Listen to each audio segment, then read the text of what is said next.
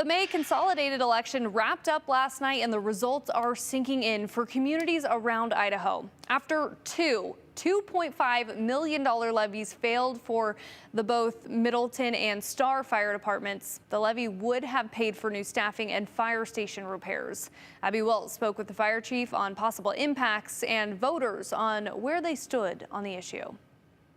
While the majority of voters did vote yes in both Middleton and Star for their two separate levies, both of those failed because they did need the supermajority in both to pass. Now, the Middleton and Star Fire chief tells me that this Star fire station behind me will now sit empty due to that levy failing. It's just disappointing.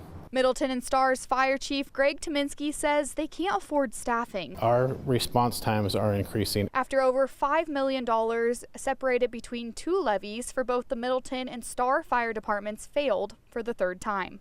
This will be unstaffed. This leaves their new Star fire department that's off Floating Road to sit empty until we can get a budget increase or some other kind of funding.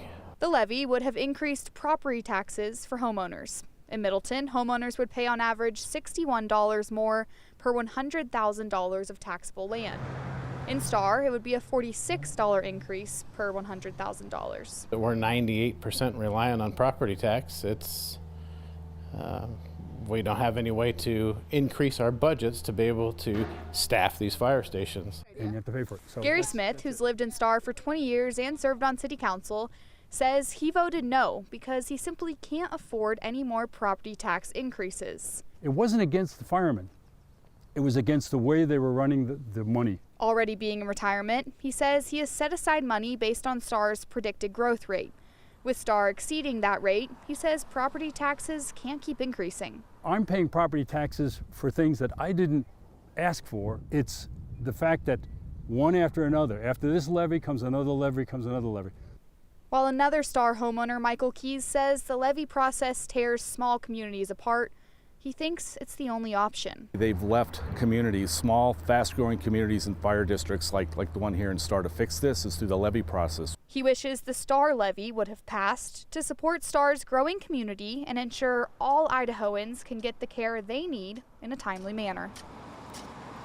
That lack of funding is what's killing fast-growing taxing districts like Star and Middleton and others around the state of Idaho. If something really bad happens, then people might realize that we are needed.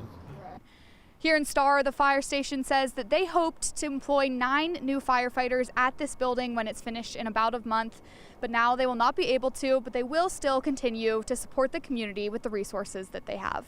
Reporting in Star, Abby Wilt, Idaho's News Channel 7.